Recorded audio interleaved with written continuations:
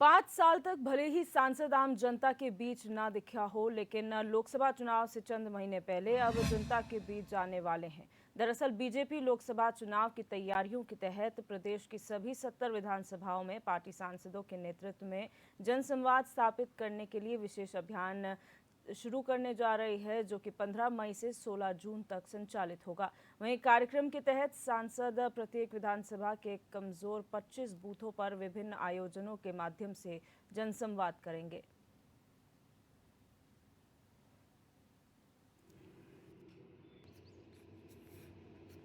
Bharatiya Janata party एक निरंतर गतिमान संगठन है जो अपने कार्यकर्ताओं के दम पर सरकार बनाता है और पूरी तरह से बूथ से लेकर राष्ट्रीय स्तर पर प्रत्येक पदाधिकारी सक्रिय रहे। इसके लिए पार्टी ने योजना बनाई है कि जिन बूथों पर हम कमज़ोर हैं, लगभग ऐसे 25 बूथों को चिन्हित कर प्रत्येक लोकसभा क्षेत्र में हमारे माननीय सांसदगण उन बूथों पर जाकर देखेंगे कि किस तरह से किन कारणों से ऐसी रहा कि वहाँ पर मत प्रतिशत हमको कम प्राप्त हुआ और किस तरह से हमारा मत प्रतिशत वहाँ पर बढ़ सकता है। उसके लिए विशेष कार्य योजना बनाने का निर्णय लिया गया है और निश्चित रूप से आगामी लोकसभा चुनाव में पार्टी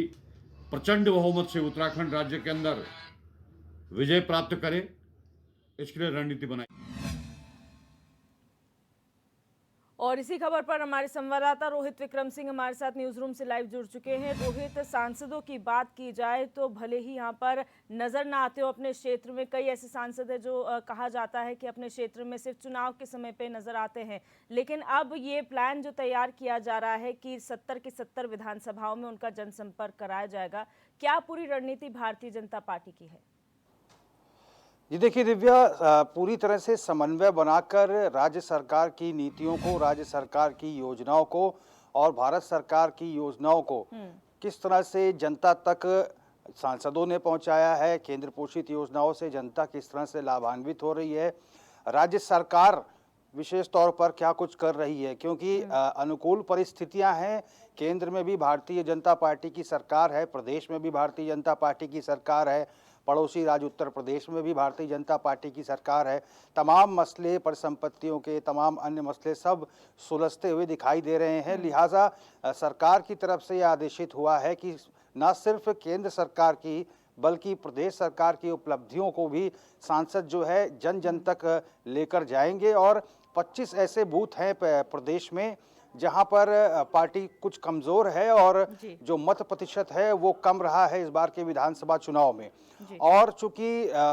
बीजेपी के परिप्रेक्ष्य में दिव्या ऐसा कहा जाता है कि न केवल केंद्र की योजनाओं के आधार पर, केंद्र सरकार की उपलब्धियों के आधार पर जनता जिस तरह से लाभान्वित होती है, बल्कि जो राज्य सरकार की उपलब्धियां भी हैं उनको पूरी तरह से जनता उनका आकलन करके, पूरी तरह से उन सभी चीज़ों का अध्ययन करके वोट देती है भारतीय जनता पार्टी को। लिहाजा केंद्र की तरफ से यह आदेशित हुआ है कि सभी सांसद,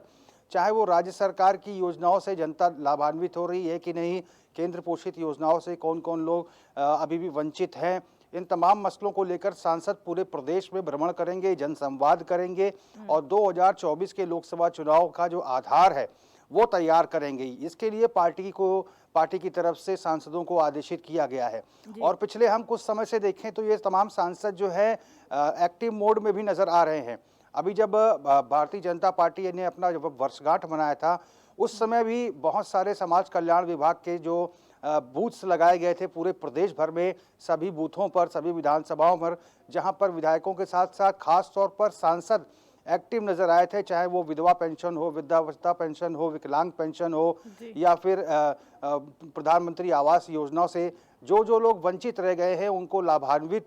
करने का जो एक लक्ष्य जो है भारत सरकार ने यहाँ पर सांसदों को दिया था। बहुतायत संख्या में लोग लाभान्वित भी हुए हैं। और अभी दिव्या देखिए, कल ही भारतीय जनता पार्टी का 30 तारीख को भारतीय जनता पार्टी एक जश्न के रूप में मना रही है प्रधानमंत्री नरेंद्र मोदी के मन की बात के 100वें संस्करण को पूरा होने के उपलक्ष्य में। इस मौके पर भी सांसदों की विशेष ड्यूटी लगाई गई है। प्रदेश के 70 विधानसभा क्षेत्रों में जितने भी बूथ हैं वहां पर अधिकांश जगहों पर सांसद जो है जनसंवाद करेंगे, जनता से संवाद करेंगे, प्रधानमंत्री नरेंद्र मोदी के मन की बात को किस तरह से जनता अपने ऊपर इम्प्लीमेंट करती है, उनकी बताई गई चीज़ों को किस तरह से सुनती है, और जो कभी कभी वो केंद्र की योजनाओं का भी जिक्र करते हैं अपनी मन की बात में, राज्य सरकारों के बारे में भी बताते हैं। तो प्रधानमंत्री मोदी के विजन को भी जनता तक पहुंचाने का प्रयास होगा। और इसके साथ ही आगामी 15 मई से 16 जून तक 1 महीने के लिए पूरा जनसंवाद सांसदों का होगा, जिसमें वो राज्य सरकार के अब तक किए गए कार्यों का भी उल्लेख करेंगे। जब देखिए दिव्या, 2022 का चुनाव जब भारतीय जनता पार्टी दोबारा जीत के आई है, दूसरा शासनकाल शुरू हुआ था, तो पहली कैबिनेट जो है विधानसभा में हुई थी और उस समय जो दृष्टिपत्र जनता के सुझावों के आधार पर तैयार हुआ था उसको भारतीय जनता पार्टी के प्रदेश अध्यक्ष उसका उस समय के मदन कौशिक और संगठन महामंत्री ने मुख्यमंत्री सहित सभी मंत्रियों को सौंपा था उस कैबिनेट की बैठक की शुरुआत होने से पहले, जिसमें यूनिफॉर्म सिविल कोड का प्रस्ताव आया था। और सही मायने में 100 दिन का रिपोर्ट कार्ड प्रदेश सरकार का केंद्र को भेजा जाता है। भारतीय जनता पार्टी का जो प्रदेश संगठन है वो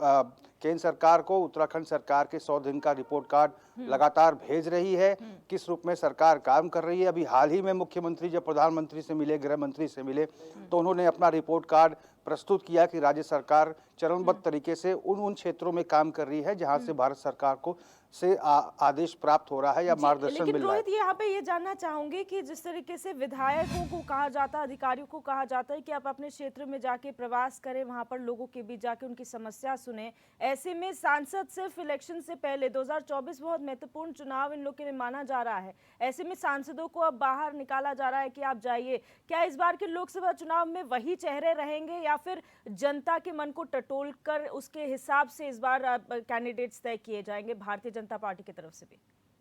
जी देखिए, भारतीय जनता पार्टी जो है दिव्या कार्यकर्ता आधारित पार्टी है और भारतीय जनता पार्टी में कब किसे बड़ा मौका मिल जाए, कब किसे पार्टी इनाम दे दे,